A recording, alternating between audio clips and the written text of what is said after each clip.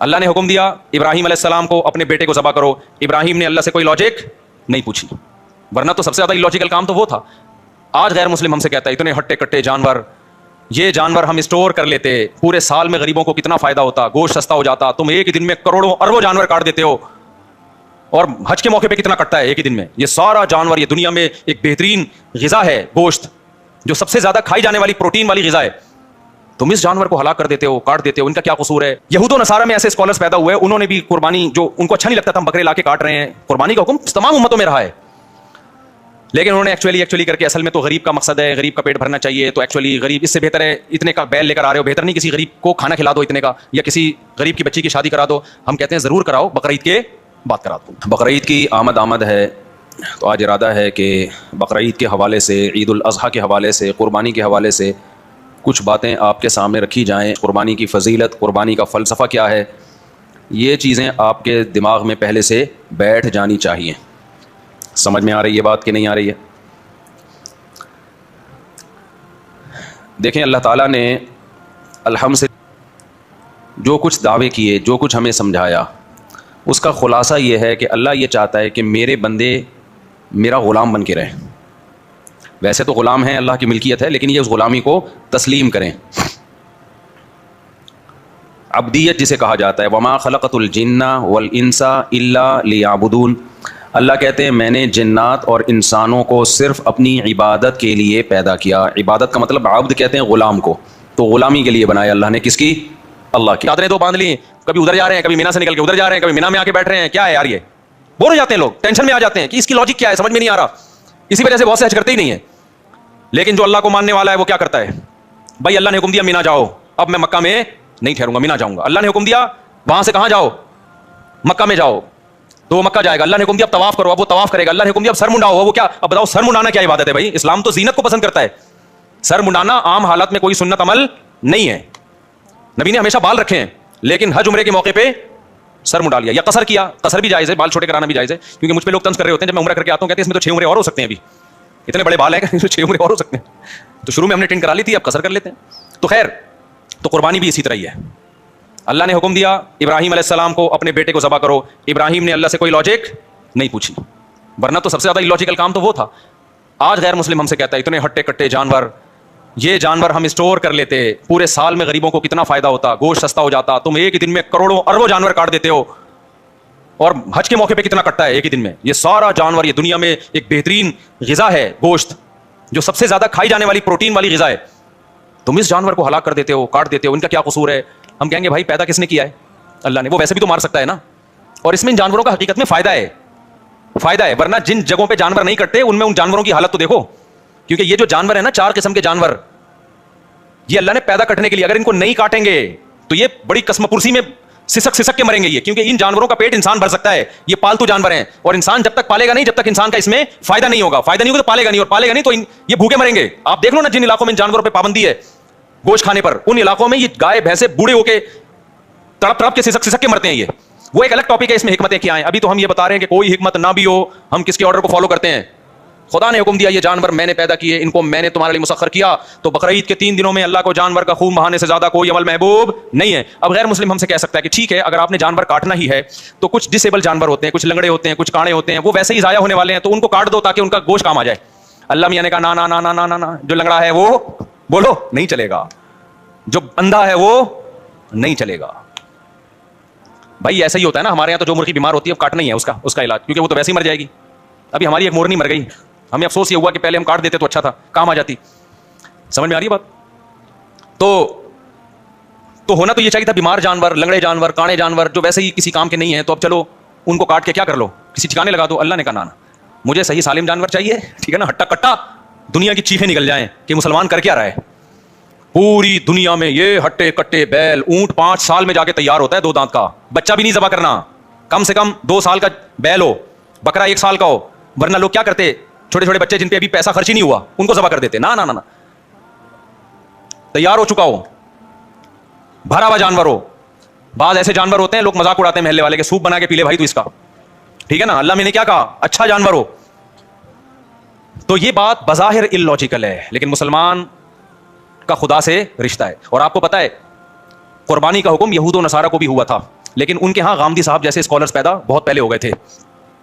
انہوں نے ایکچولی کر کے نا سارے قرآن و سنت کا بیڑا غرق کر دیا ان کے اسکالرز نے, جو اب غامدی صاحب کوشش میں لگے ہوئے ہیں. کیونکہ ہر شریعت کے حکم میں نا وہ ان کی ایک اپنی وہ ہوتی ہے, ایکچولی یہ تو اس لیے تھا, ایکچولی یہ تو اس لیے تھا, ایکچولی یہ تو اس لیے تھا. تو کبھی حدیث کو مان رہے ہیں, کبھی حدیث کو نہیں مان رہے. جو حدیث ان کے فیور میں جائے گی وہ حدیث حجت ہے, جو حدیث غامدی صاحب کے فیور میں نہیں جائے گی تو حدیث وہ حجت نہیں ہے. تو بہت سارے مسائل کا انکار کر دیا غامدی صاحب نے جو اجماع امت سے ثابت تھے. غامدی صاحب سے کسی نے پوچھا کہ قرآن و سنت میں تو ہے کہ بچے زیادہ پیدا کرو, تو آپ کیوں کہتے ہیں کہ یہ اس زمانے میں نہیں ہے؟ تو انہوں نے کہا ایکچولی اس زمانے میں جنگوں میں لوگ مر رہے تھے تو اس زمانے میں ایکچولی ضرورت تھی. وہ اس طرح کا انہوں نے بیان دیا کہ وہ جو ہے وہ, حالانکہ اس زمانے میں غربت اعلیٰ سطح پہ تھی. آپ کہتے ہو بچے روکو غربت کی وجہ سے, اس زمانے میں ایسی غربت تھی کہ قرآن کہہ رہا ہے ولا تقتلوا اولادکم خشیۃ املاق, غربت کی وجہ سے اپنے بچوں کو قتل مت کرو. وہ ایسے غریب قوم تھی جو غربت میں اپنے بچوں کا مرڈر کر رہی تھی. اس قوم کو حکم دیا گیا تزوجوا الودود الولود, کثرت سے اولاد پیدا کرو. غربت انتہائی اعلیٰ سطح پہ تھی. اس میں اللہ نے بتا دیا کہ 15ویں صدی میں ایسے لوگ پیدا ہوں گے جو کہیں گے کہ جی وہ تو جنگوں میں ضرورت تھی. تو اللہ نے بتا دیا کہ 15ویں صدی میں ایسے لوگ پیدا ہوں گے جو کہیں گے مہنگائی کی وجہ سے بچے روکو. تو اللہ نے بتا دیا کہ ایسے دور میں بچے پیدا کرنے کی ترغیب دے رہا ہوں جو غربت کی سطح انتہائی عروج پر تھی. لوگ اپنے بچوں کو ذبح کر رہے تھے پیدا ہونے کے بعد. اس میں حکم ہے کہ اللہ پہ توکل کرو اور اولاد بڑھاؤ. آج ہر آدمی کی توند بھری ہوئی ہے, بھوک سے کوئی نہیں مر رہا, سارے کھا کے مر رہے ہیں. اس میں ایسی بات کرنا کہ غربت مہنگائی نسل روکو, یہ اللہ کے غضب کو دعوت دینے والی بات ہے. تو اسلام کے ہر حکم آج کل کے جو نئے نئے اسکالرز آ رہے ہیں نا, ایکچولی کر کے سارے حکام کا کیا کر دیا, بولو بیڑا غرق. کل آپ کا رمضان, کل آپ کا پیپر ہے, آج آپ رمضان کا روزہ چھوڑ سکتے ہیں. غامدی صاحب کا قول ہے. اسلام کیا کہتا ہے, آپ روزہ چھوڑ سکتے ہو رمضان کا سفر میں اور بیماری میں. پیپر کی بیس پہ آپ کو روزہ چھوڑنے کی اجازت بولو نہیں ہے. رمضان کا تو رکن ہے نا اسلام کا, کتنا بڑا فتویٰ دے دیا آپ نے بیٹھے بیٹھے. تو یہود و نصارہ میں ایسے اسکالرز پیدا ہوئے, انہوں نے بھی قربانی, جو ان کو اچھا نہیں لگتا تھا ہم بکرے لا کے کاٹ رہے ہیں, قربانی کا حکم تمام امتوں میں رہا ہے, لیکن انہوں نے ایکچولی کر کے اصل میں تو غریب کا مقصد ہے, غریب کا پیٹ بھرنا چاہیے, تو ایکچولی غریب اس سے بہتر ہے اتنے کا بیل لے کر آ رہے ہو, بہتر نہیں کسی غریب کو کھانا کھلا دو اتنے کا, یا کسی غریب کی بچی کی شادی کرا دو. ہم کہتے ہیں ضرور کراؤ, بقرعید کے بعد کرا دو. آئی بات سامنے, شادی صرف بقرعید کے 3 دنوں میں نہیں ہوتی. دوسری بات یہ کہ آپ ایک جانور کر لیں, قربانی کی سنت بھی ادا ہو جائے گی, اور باقی پیسے کیا کر لیں, غریبوں کی مدد میں لگائیں. یہ فرض کیوں کر لیا گیا ہے کہ جو قربانی کرے گا وہ غریبوں کی مدد نہیں کرے گا؟ اور دوسری بات یہ کہ اسی گوشت سے بھی تو غریبوں کی مدد کی جا سکتی ہے. تو جب تک آپ قربانی نہیں کریں گے قربانی کا فریضہ ادا نہیں ہوگا. غریب کی مدد بھی کریں, لیکن شریعت کے ایک حکم کی وجہ سے شریعت کا دوسرا حکم چھوڑا نہیں جا سکتا. سمجھتے ہو کہ نہیں سمجھتے ہو؟ ہمارے نبی سے زیادہ غریبوں اور مسکینوں کا خیال کرنے والا کوئی نہیں تھا. آپ صلی اللہ علیہ وسلم عید الاضحیٰ کی نماز جلدی پڑھاتے تاکہ قربانی جلدی ہو سکے. اس کے بعد آپ اس وقت تک کھاتے کچھ نہیں تھے جب تک جانور ذبح نہ ہو جائے, اور اس بقرعید کے گوشت سے آپ صلی اللہ علیہ وسلم ابتدا کیا کرتے تھے بقرعید کے دن. سمجھتا نہیں ہے نا بات کو؟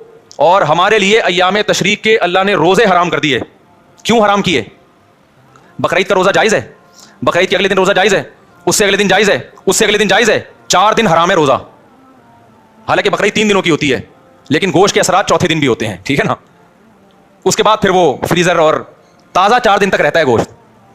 باقی ہماری قوم جو کر رہی ہے وہ تو آپ کو پتا ہے, ایک آدمی نے بکرا ذبح کیا, خواب آیا تو جنت میں وہ بکرا ایک ٹانگ کے بغیر گھوم رہا ہے. 2 مہینے بعد اس نے خواب دیکھا کہ اس کا بکرا 3 ٹانگوں پہ گھوم رہا ہے جنت میں. اس نے کہا یار یہ کیا مسئلہ ہے؟ انہوں نے کہا ابھی تو لیگ پیس جو ہے نا ابھی تک تیرے فریج میں پڑا ہوا ہے. ایک ران دے 6 مہینے ہو گئے وہ تیرے فریزر سے نکلی نہیں ہے, وہ کھائے گا تو پھر یہ بھی آگے لگے گی. خیر یہ لطیفہ ہے, اس کی حقیقت نہیں ہے. تو 4 دن تک اللہ نے روزے کو کیا کر دیا, بولو حرام, تاکہ اللہ کے لیے تم نے جو جانور قربان کیا ہے یہ دیا اللہ کو ہے. اب اللہ کہتا ہے اب یہ میری ملکیت میں, اب میری طرف سے کیا ہے, ضیافت ہے, یہ میری طرف سے میزبانی ہے. کھاؤ کلو منہا, خود بھی کھاؤ, واطعموا البائس الفقیر, اور محتاجوں کو بھی رج کے کھلاؤ. رج کے کھاؤ تے رج کے کھلاؤ. تو یہ کھانے پینے کے دن ہے, روزہ رکھنے کے دن. روزہ رکھا تو اللہ کی دعوت سے اعراض لازم آئے گا. تو یہ میرے بھائی جب تک ہو نہیں سکتا جب تک جانور کٹے نہیں. سمجھتا ہے بات کو؟ تو اب لاجک سمجھ میں آئے نہ آئے, ہم طیبوا بہا نفسکم حدیث میں آتا ہے, خوش دلی کے ساتھ قربانی کیا کرو. اور جو لوگ کہتے ہیں جانور پہ ہمیں ترس آتا ہے, اگر اس جانور کو ہم ایسے ہی چھوڑ دینا تو جو بڑھاپے میں اس پہ آپ کو ترس آئے گا نا وہ اس سے زیادہ ہوگا, کسی کے کام کا بھی نہیں رہے گا. آپ دیکھ لو انڈیا میں جو بوڑھے جانور ہیں ان کے ساتھ کیا ہوتا ہے, کیونکہ جب وہ انسانوں کے کام کے نہیں ہیں تو بوڑھے ہو جاتے ہیں, بڑھاپے میں کوئی ان کا خیال نہیں کر رہا. وہ اپنے ماں باپ کا آج کل لوگ خیال نہیں کر رہے, بڑھاپے میں اولڈ ہاؤس میں جمع کرا رہے ہیں, تو گائے کو بڑھاپے میں کون پالے گا؟ ابے کیا ہو گیا؟ تو وہ مر رہی ہوتی ہیں, پڑی ہوئی ہوتی ہیں سسک کے. تو جب اللہ نے ان کو ہمارے لیے پیدا کیا تو ہم, آپ جو کہتے ہیں نا اتنے جانور پیدا ہو کے کٹ جاتے ہیں, بھائی یہ پیدا اس لیے ہوتے ہیں کہ کٹ رہے ہیں. اگر یہ کٹنا بند ہو جائیں گے تو ان کی نسل بھی کم ہو جائے گی, پھر یہ اتنے پیدا ہی نہیں ہوں گے. تو اس لیے قربانی خوش دلی کے ساتھ کیا کریں. اور اس میں ایک بڑی حکمت ہے, ہمیں گوشت کھانے کو ملتا ہے. اس سے پتہ چلتا ہے اللہ میاں مسلمان کو سبزی خور دیکھنا نہیں چاہتے, اللہ میاں مسلمان کو گوشت خور دیکھنا چاہتے ہیں. دنیا میں 2 طرح کے لوگ ہیں, کچھ ویجیٹیرین ہوتے ہیں جو گھاس پھوس کھاتے ہیں, پتے کھاتے ہیں, وہ گوشت بالکل بھی نہیں کھاتے. کچھ لوگ ہوتے ہیں جو گوشت کو پسند کرتے ہیں. ہمارے نبی کی جو صفات ہیں, قرب قیامت پہ ایک نبی آئے گا, پچھلی کتابوں میں وہ گوشت خور نبی ہوگا. ہمارے نبی نے اونٹ, اچھا گوشت بھی گوشت ہونا چاہیے, مچھلی از ناٹ کالڈ گوشت, فش بھی ویسے گوشت کہتے ہیں, لیکن جو لحم ہے نا عربی میں, لحم التحام سے نکلا ہے, التحام گھمسان کی جنگ کو بولتے ہیں عربی میں. تو لحم میں بھی کیا ایک شدت پائی جاتی ہے گوشت میں, یہ شدت گائے میں, اونٹ میں, دمبے میں, بکرے میں پائی جاتی ہے, مرغی میں اور مچھلی میں نہیں پائی جاتی. کھائیں مرغی مچھلی بھی, قربانی ان کی نہیں ہوگی. اس سے پتہ چلتا ہے اللہ زیادہ پروٹوکول ان 4 جانوروں کو دے رہے ہیں. گوشت کھانا ہو تو اونٹ کا کھاؤ, یا بچیا بچڑے کا کھاؤ, یا دمبے کا بھیڑ کا کھاؤ, یا بکرے کا کھاؤ. آج کیا کھایا جا رہا ہے؟ بچوں کو تو کھلا ہی نہیں رہے یہ چیزیں, اور کھلاتے بھی کیسے, سارا فیٹ اس کا نکال کے نا, بالکل جو اصل اس کی جو طاقت تھی جس میں. دمبے کی چربی مہنگی ہو گئی سوراب گوٹ میں, جب سے میرا بیان دمبے کی چربی کے فضائل پر آیا ہے. میں گیا چکی خریدنے, اس نے کہا صاحب آپ کا بیان آیا تھا نا چکی کے فضائل دمبے کی چکی میں, واقعی یہ جو دمبے کی چکی ہے اس کی جو چربی ہے یہ بہت زبردست چیز ہے, کھایا کرو اس کو, پھر ورزش بھی کرو, ایسا نہ ہو دھماکے سے پٹ پٹا کے ہلاک ہو جاؤ. تو ہمیں اللہ گوشت خور دیکھنا چاہتے ہیں. کیوں؟ گوشت کھانے سے جسم پہ گوشت چڑھتا ہے, جسم میں طاقت آتی ہے. آج تو میڈیکل سائنس لوگوں کو سبزیوں سے ہٹا کے کس پہ لا رہی ہے؟ گوشت پہ لا رہی ہے. سبزیاں بھی کھائیں, ہمارے نبی نے سبزیاں بھی کھائی ہیں, کھجور کھائی ہے اور بہت ساری چیزیں, لیکن گوشت مسلمان کے مذہب کا ایک حصہ ہے. جتنی بھی اسلامی دعوتیں ہیں نا ان میں گوشت کا تذکرہ ملے گا آپ کو. سبزیاں کھائیں آپ, ہم نہیں منع کر رہے, ضروری ہے سبزیاں کھانا بھی, لیکن مسلمان گوشت سے اوائڈ کر نہیں سکتا. ایکچولی کیوں نہیں اوائڈ کر سکتا؟ 4 دعوتیں بس وہ بتا کے میں بیان ختم کرتا ہوں. اسلام میں دعوت ہے بقرعید کے موقع پہ, اس میں کیا دال چاول کا حکم ہے؟ گوشت. جب تک یہ 4 بڑے جانور نہیں کٹیں گے قربانی کا فریضہ ادا نہیں. اس میں بھی چکن نہیں ہے, چکن نہیں ہے, وہ گوشت جس میں لحم ہو, لحم کا مطلب التحام, شدت پائی جائے. کھاؤ تو پتہ چلے کچھ کھایا ہے, دمبا کھاؤ تو پتہ چلتا ہے کہ کھایا ہے, گائے کھاؤ تو پتہ چلتا ہے, اونٹ کھاؤ تو, مرغی سے کبھی پتہ چلتا ہے کبھی نہیں چلتا, وہ تو ہلکی چیز ہے نا وہ. دوسرا دعوت ہے اسلام میں ولیمے کی. جب آپ کی شادی ہوگی اسلام کہتا ہے آپ نے کیا کرنا ہے, جب بھی ہوگی, ایک صاحب کو ہنسی آئی, میں نے کہا جب بھی, تو وہ ہنس رہے ہیں, جب بھی آپ کی شادی ہوگی آپ نے کیا کرنا ہے, ولیمہ کرنا ہے. اور ولیمے کے بارے میں بھی ترغیب یہ ہے, اولم ولو بشاتن, اگرچہ ایک بکرا کرو. تو وہاں بھی اصل کیا ہے ولیمے میں؟ گوشت. یہ مذہبی دعوتیں ہیں نا بھائی, آپ کا بچہ پاس ہو گیا آپ دعوت کرو گے, مذہبی دعوت تھوڑی ہے, کوئی سنت دعوت تو آپ خوشی میں کر رہے ہو, کرو, کوئی منع بھی نہیں ہے, لیکن مذہب نے جن دعوتوں کو پروموٹ کیا ہے وہ کون سی ہیں؟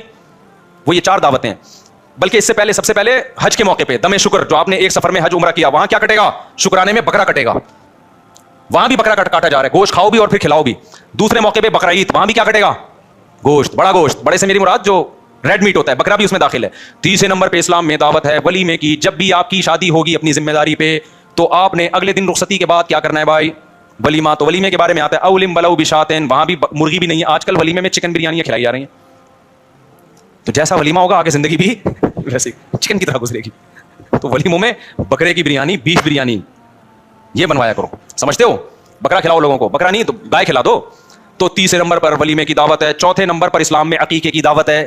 اسلام کہتا ہے جب بچہ پیدا ہوگا تو 18واں بھی پیدا ہو رہا ہے, تو فیملی پلاننگ والے تو بے ہوش ہو کے ختم ہو جائیں گے, مر جائیں گے. اللہ کہتے ہیں پہلے بچے پہ بھی 2 بکرے, 18ویں پہ بھی 2 بکرے. بیٹی ہے تو 1 بکرا, بیٹا ہے تو 2 بکرا. یا گائے کے 2 حصے, اونٹ کے 2 حصے, گائے کے 2 حصے, یا دمبا 2 دمبے, اور لڑکی ہے تو 1 حصہ.